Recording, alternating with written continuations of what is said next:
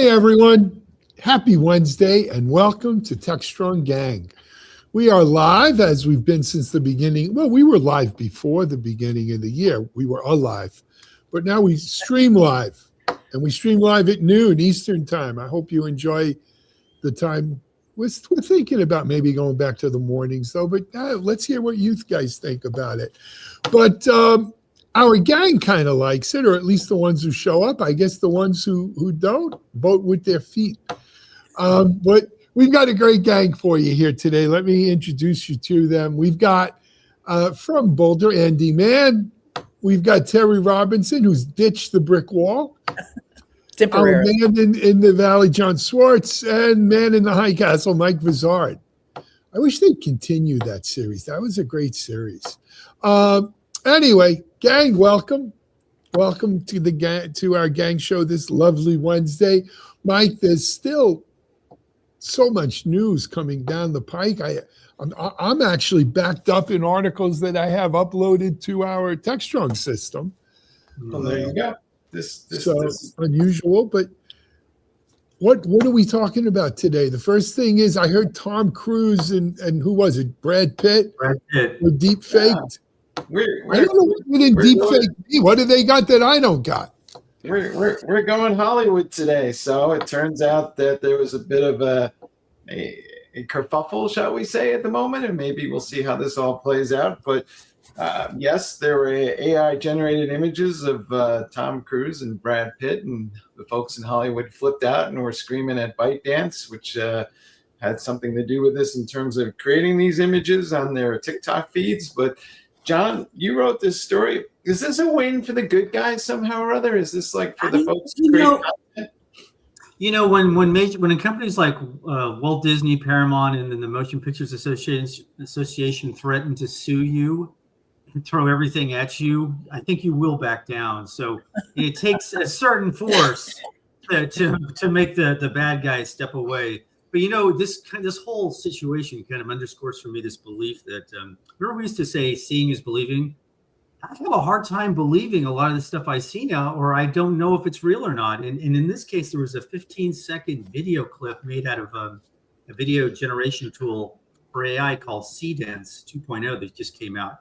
Ironically, I was actually in Hollywood when this was happening, and my wife and I went to the Academy Museum, and it was interesting, the timing of it, because this Irish filmmaker and visual effects artist comes up with this video of these two famous megastars beating the hell out of each other, which freaked out Hollywood to the point where Walt Disney Company issued a cease and desist letter.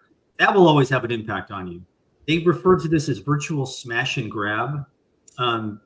I think this is something that we've been talking about on this show for a long time, how real these videos will become. And one of the fears was that people who were not megastars were going to lose work because of the fact that they didn't have the intellectual property or the legal standing to fight back. That's probably true in this case. It's interesting what will be produced. I mean, this guy just did a 15-second clip. But it's going to be interesting to see as AI models advance where this is going to go, and whether we're going to see even more of these attempts, because they're going to filter through. The reason why this one got so much attention is that the Irish artist talked to the New York Times and kind of raised his profile. So in a sense, he gained public stature, but ByteDance suffered the consequences. Look at that, an Irish guy stirring the pot. I'm surprised. Imagine that. Imagine that.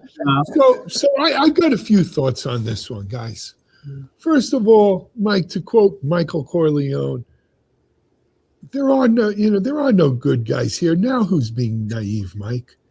There's no good guys. There's no good guys.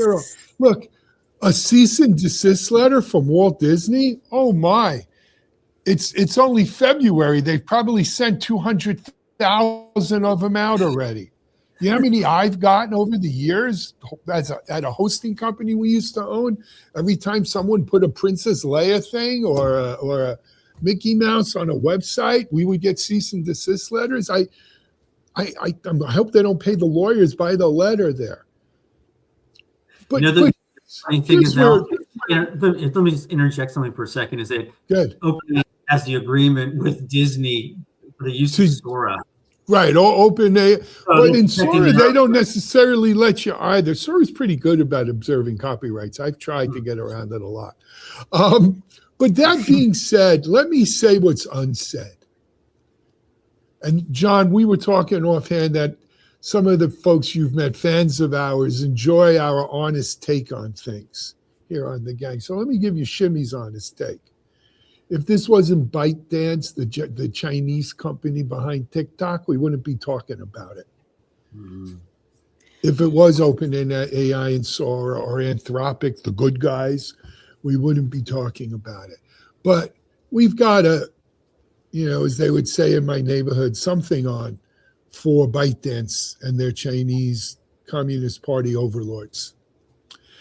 My question is, was this the ByteDance that Oracle owns now, or was this the original ByteDance that is still Chinese? Because Larry would just make a call and make it go away, right? Let's not son, right? Yeah. Yeah. Let's not. Well, no, he calls into the 1600. He's got that bat line in there. When you give that much money and you own your own Hawaiian island, and you own a president, territory. But correct me if I'm wrong here. I mean, at some point, won't the average individual be able to create an equivalent of this video for their own quote unquote entertainment? Not if you put the guardrails into the programs. We've spoken about this, right? You need some sort of Asimov's laws, some sort of constitution, like Claude has, the Claude Constitution. And guys, though we're early in the AI game, this is what it's a lot easier to put the guardrails in now than correct it later, right? An ounce of prevention is worth a pound of cure. Well, yeah. And we need it in here. Now, as I said, I don't know how many of you played with Sora, but I play with Sora every day. I enjoy making stupid little 9-second video clips. But usually starring myself, I might add. But it's very hard to get around copyrights in Sora.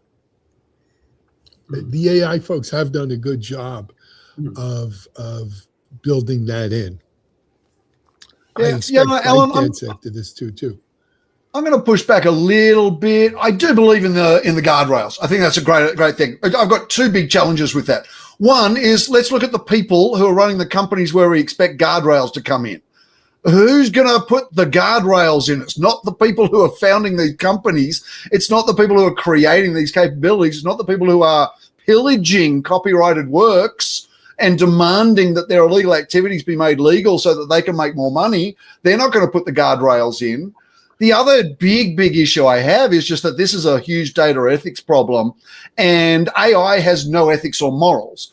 I read a blog yesterday from a code committer running an open source project where an AI bot had been trying to check in code, and this person rejected the PR for very good reasons. And the AI went on a vendetta, publishing blog posts. I mean, that was one of those open clause. Yeah, it was. It was an open claw code maintainer. I don't see this changing because the morals and the ethics that are built into AI, viz. None. They're narcissistic sociopaths, basically. Mm-hmm. And I don't see... Wait, who's the narcissistic sociopath? You're talking about... You're not talking about the big guy, are you? Oh, just AI, just generally. AI wants to please. It wants to be the best. It wants to be right. It wants to know about itself. It's not that big guy, but the other big guy maybe. Choose your big guy. And I just think that's a fundamental problem. What are you asking? Andy, you're asking who's going to have a big enough stick to enforce this? Yeah. Mm-hmm. Wait. And to be fair, OpenAI and those guys have licensing agreements in place now with Disney and some of these other places. So what Disney's freaking out about is that ByteDance probably doesn't have that agreement. They didn't pay the toll. But it's not about the Disneys of the world. let's say Andy Mann or Terry Robinson was a starving young actor in New York City waiting on tables until their big break came through. And they were brought in for a commercial, to film a commercial. Terry says, my God, at least they're paying me to say a line or two. And Teri does a commercial and she gets $800 and some petty royalty that'll keep her in, I don't know, won't even keep her cat and food over the years, right? And Got rid of then the cat. a year later, the same company that filmed the commercial all of a sudden has Teri starring in a whole bunch of commercials and a new movie they made around what this company is behind or whatever. And Teri says, oh my God, that's me on there. That's not me.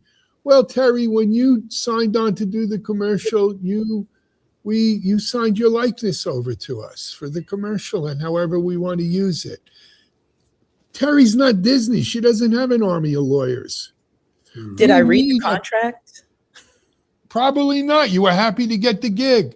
Exactly. But so we need, and this is why we need SAG-AFTRA. We need a process. We need the guardrails in place about how AI can use likenesses, not of Mickey and Darth Vader, but of Teri and Andi.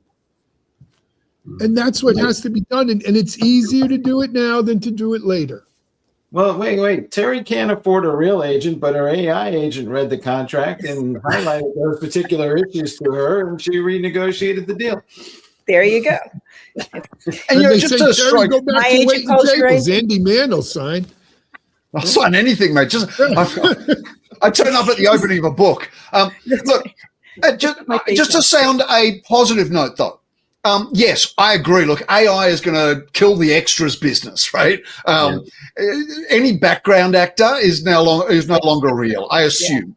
But AI is never going to intentionally or knowingly, at least, be able to create like a Brazil, a 2001, even a Barbie, right? It's never going to be able to improv a line like, I don't know, I'm walking here.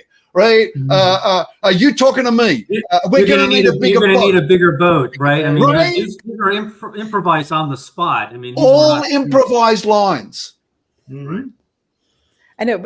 That's so interesting you say that. That's true. And I just recently listened to some old clips by Rob Reiner, right? And he was talking about where you get those lines and how they come about. And I guess it was his wife that came up with his mother. That's right. Yeah. So AI doesn't have a mother. So will you pay extra to go see a movie with real people, made by real people, using non-AI technologies, or because the price of a movie is still, I don't know, what, $15-$20 depending on where you are, and you're probably going to look at a lot of AI enabled movies that may come in at like, I don't know, $5, $8. So, will pricing kind of drive behavior? That's interesting. Wow, yeah. That's interesting. That may be an interesting thing. There's a bit of a backlash, though. I mean, after all these Marvel universe movies or the big superhero mega pictures, there was kind of a pushback against that. I mean, those were made by humans, but they have a kind of an element of being artificial. Well, they're all CGI. CGI, right? And if you want human-to-human interface types of movies, I think there is like a huge appetite for those movies. So maybe we divide the audience into this. So maybe we need like a non-GMO organic label for movies, and we could get them in Whole Foods for a little bit more. I mean, look, already I'm working on DuckDuckGo is my browser, and their search engine already has a show AI, don't show AI, right? I'm waiting for that for Spotify. I feel like Spotify is feeding me a lot of AI slop now.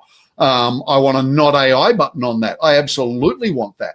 I might even subscribe to a service that has that by preference. And by the way, look, I think there's a role for AI to play, because things like how hard can it be to write a screenplay for Fast and Furious 35, right? Yep. I mean, maybe the person who wrote that, who's assigned to write that, maybe they just shouldn't.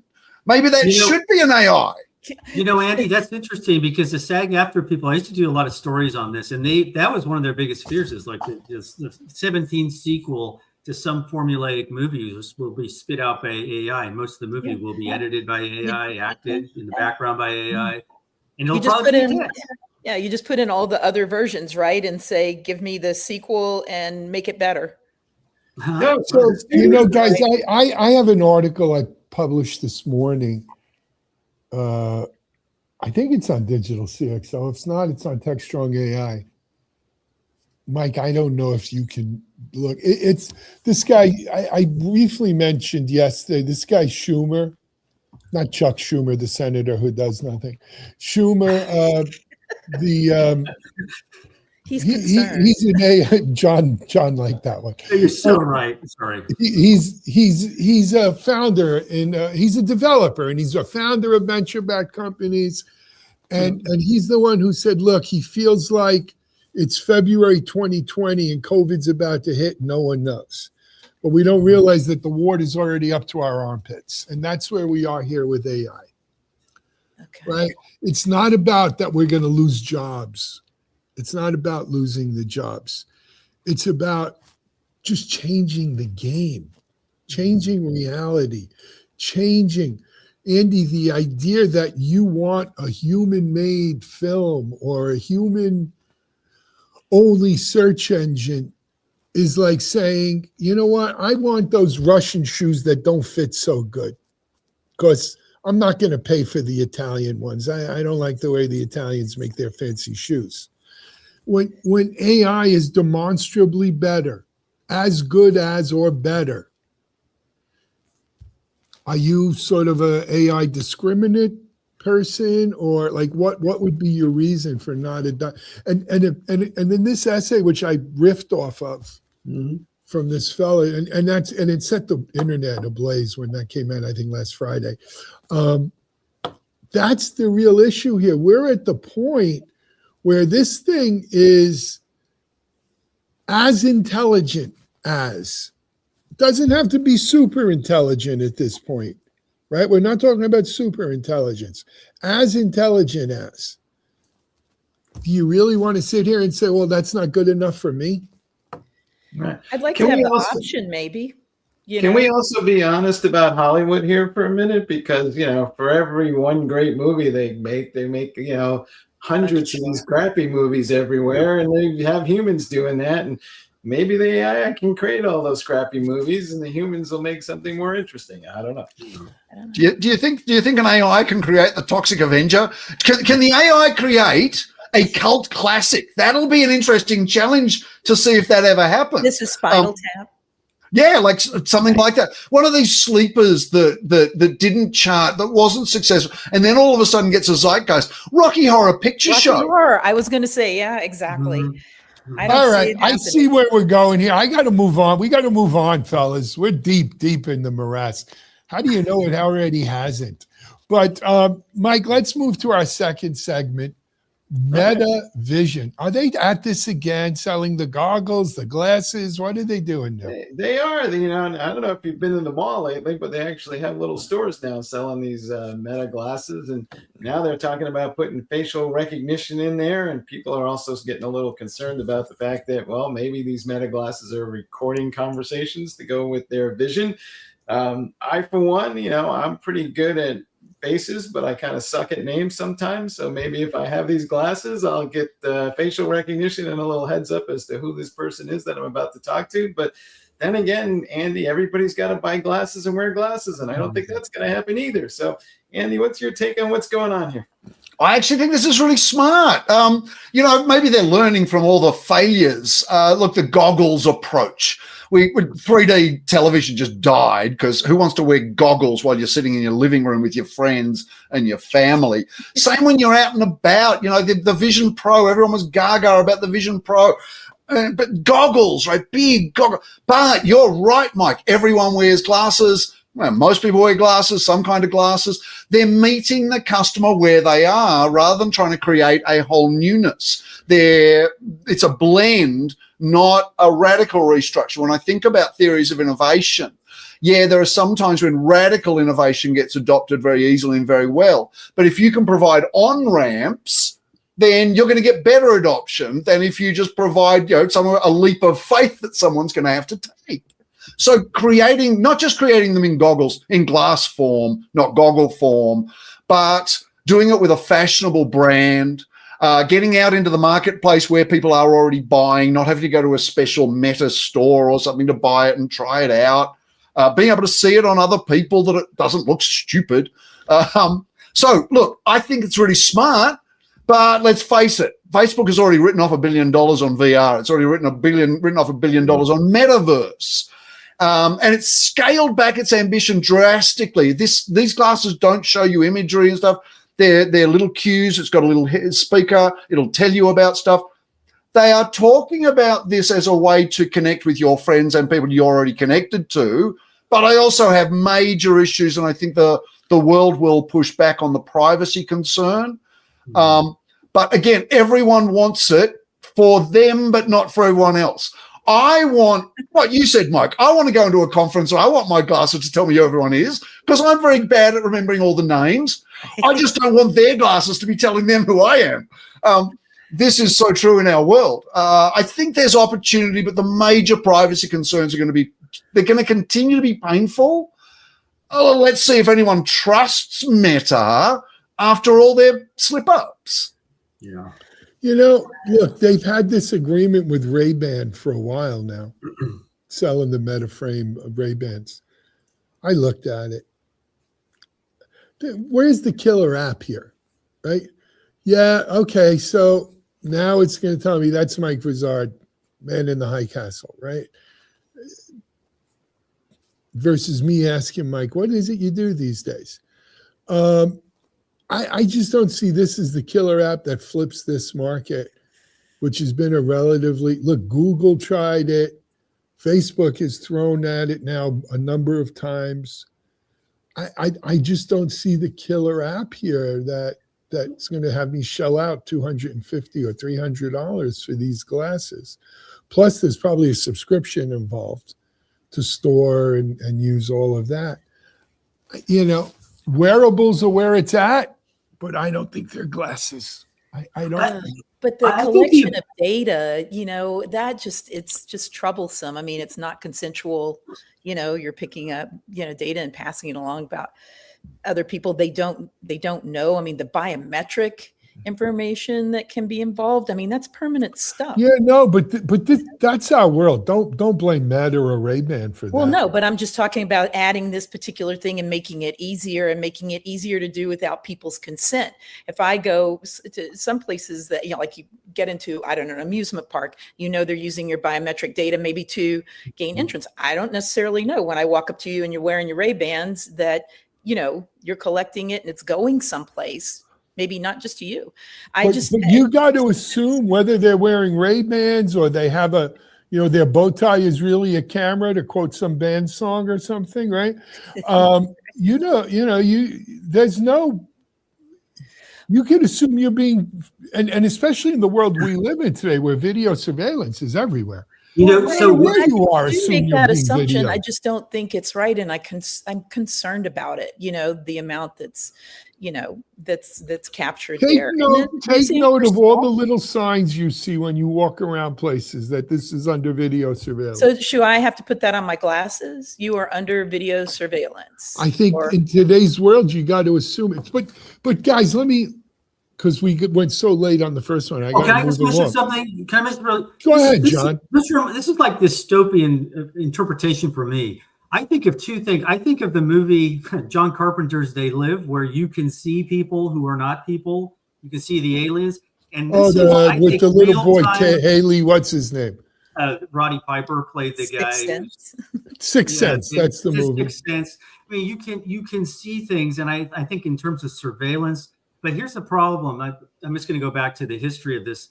Meta in 2021 shut down their photo tagging, facial recognition, because they said they needed to balance innovation with growing privacy concerns. They felt very strongly about that until they sold 7 million units of these glasses last year and decided, wait, if we had this feature, like a real-time search feature, and appeal to the vanity of our customers, we're going to sell a lot people more. Might sign up for the subscription too. Yeah, they will. That's what they're thinking. But let me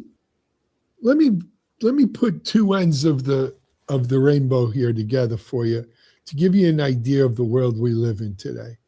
On this one end, we're worried about anyone, everyone, everywhere we go, violating our privacy, filming us and using that video, not filming us, videoing us and using that to somehow harm us, profit off us, extract, to use Tim Wu's term, right, from last week, extract our data for their benefit. At the same time, we live in a world where everything we see, we assume is AI faked. And it's not legitimate. We can't trust our sources. We can't trust what our eyes see. You want to talk about dystopian, John? That's two sides of this. What is real? What's real? What's private? How does one live in this? You know, I'm working with our team right now. We're going to be doing a virtual event on digital sovereignty. For a lot of you, you think of digital sovereignty as sort of nation state digital sovereignty, right? I'm in the EU. I don't want America. Keep your hands off my data.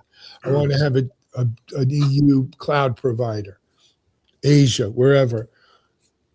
But digital sovereignty, there's government, there's national sovereignty tied into it, there's corporate sovereignty tied into it, and there's individual sovereignty tied into it. And this sovereignty issue is an issue for this century, right? All three of those variations on sovereignty are paramount in a world where geopolitical alliances are shifting under our feet. It feels like the world's changing. The technology's changing so quickly.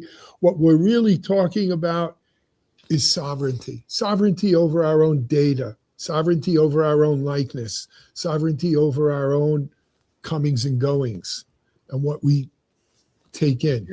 I'll step down now. You were talking about an amendment to the Constitution or something of that level to achieve that goal. Well, I think it starts with a Techstrong virtual event. We'll see where it goes. There you go. Get the ball rolling. Yeah. Well, there was at South by Southwest a long time ago. There was this app that was the craze of the show. It was called Twitter. Character. No, not that one. But after Twitter and after Groupon, there was something called Character. There was a bidding war for this thing, and basically the idea was you would go into a room and you would get an alert, like a person who is a third iteration away from you is in the room. So you could basically say, oh, that person knows that person, so I'm going to go up there and talk to them. And it went away because there was a lot of privacy concerns. Also, it burned batteries. It burned the battery life on your phone. But it seems like kind of a more benign attempt at it. I shouldn't say benign because this involves Meta. What am I talking about? So Meta, I mean, we've given them 55,000 chances and free passes, and they're still going to take advantage of whatever they can. Sorry, Meta, but that's the way I feel about you. Do you think I could get glasses that would tell me maybe that the person across the way maybe has a cold or the flu, and maybe I should? That might be interesting. I just love how giving away all my private data to a corporation to destroy my life. That's not the line. Using my battery? Oh, I'm out. Exactly. Hey, let's get what's important. It is the world we live in. But, you know, let's end this segment with that word, sovereignty. Stay tuned for more on it.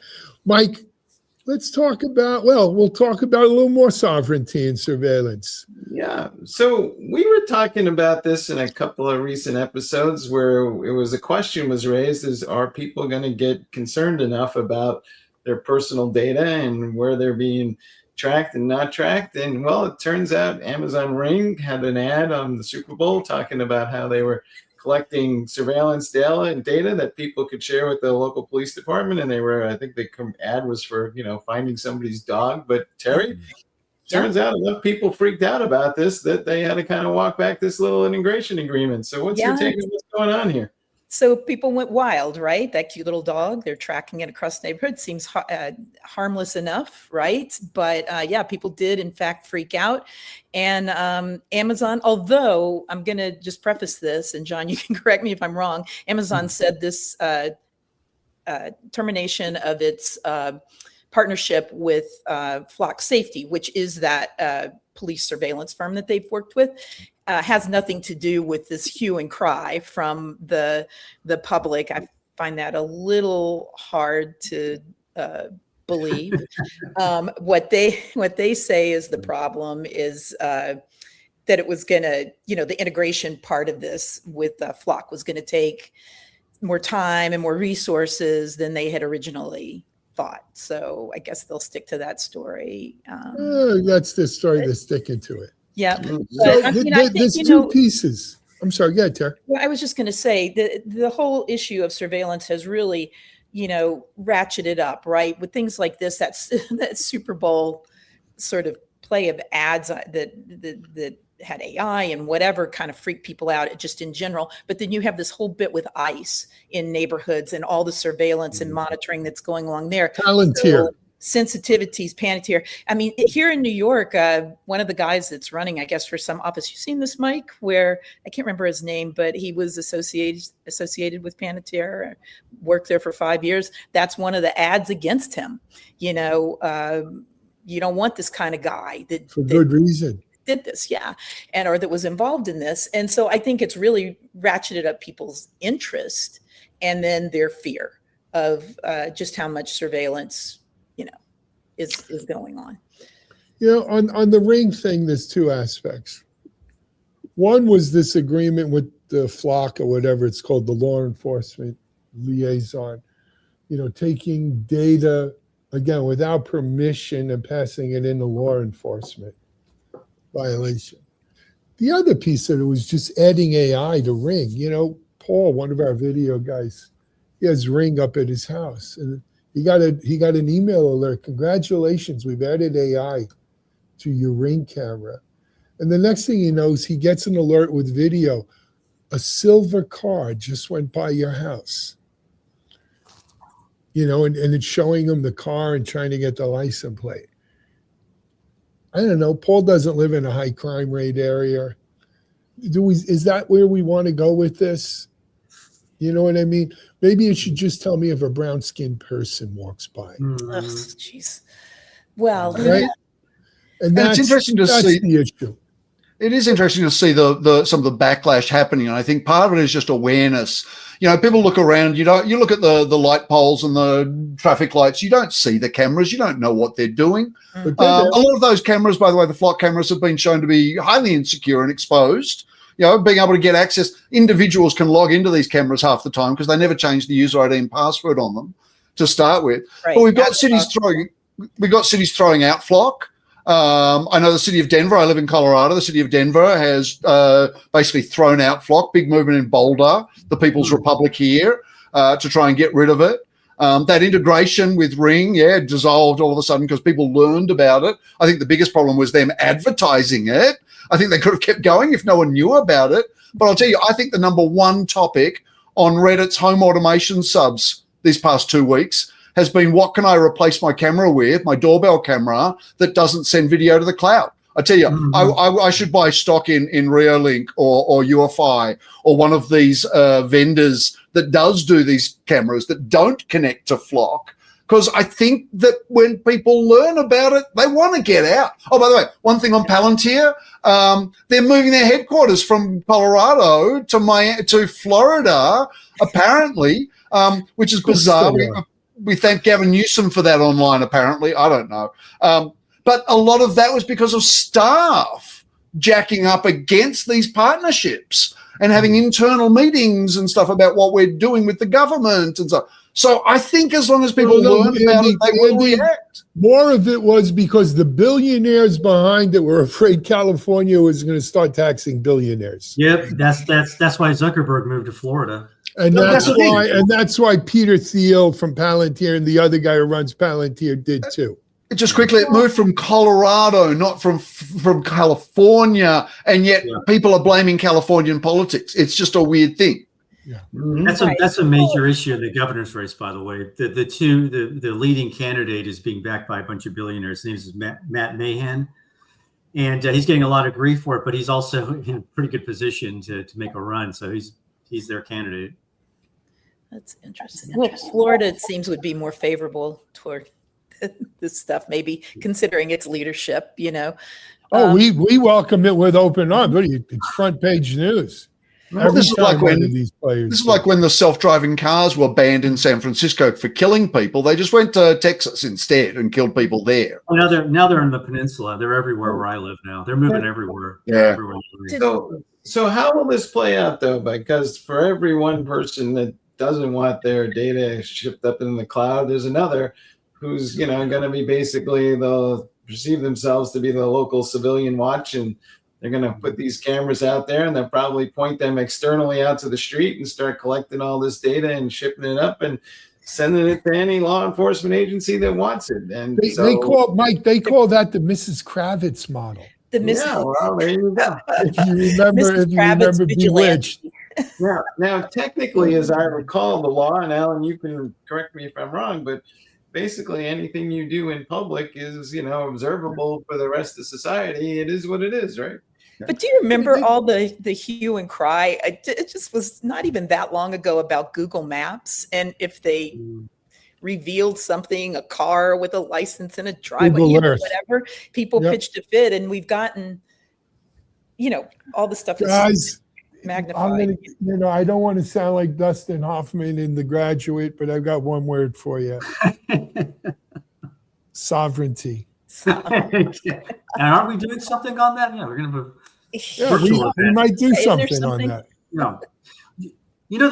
So one of the crazy things, I mean, I'm not sure how popular it is in other states, but Nextdoor, that website, yes, it's a mania. Very popular here in Florida. Oh my God. Here there's somebody suspicious. Can you imagine with the AI element? It's only going to skyrocket. So, I know. I'm on the Nextdoor. I don't actually know how I got there for Louisiana, because I still have a house there in my, the neighborhood I grew up in. And you say that out loud. Oh, I know. I shouldn't. I'm getting rid of it. But, it's like the paranoia. Louisiana, keep watching us. The paranoia and everything else is crazy. On that all I know is I don't care what your skin color is if you're walking by my house, but if you're wearing Red Sox gear, I want to know about it. Right. Person of interest. Person of interest. Domestic terrorists at their best. Yeah. F. Bucky Dent. Huh?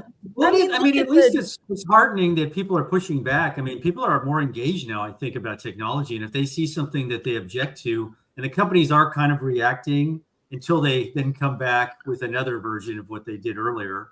The broken, the fix. Ultimately, you got to vote with your pocketbook here, because that's the language they understand. Yeah. Well, I also think, for all the people being now more aware and vigilant and everything else and pushing back, which is great in my estimation, I think there's also an interest in it on the other side. I mean, you look at the whole Nancy Guthrie kidnapping thing and, and her Nest camera, right, that wasn't connected to a subscription service, but had the ghosted, images or whatever they were. And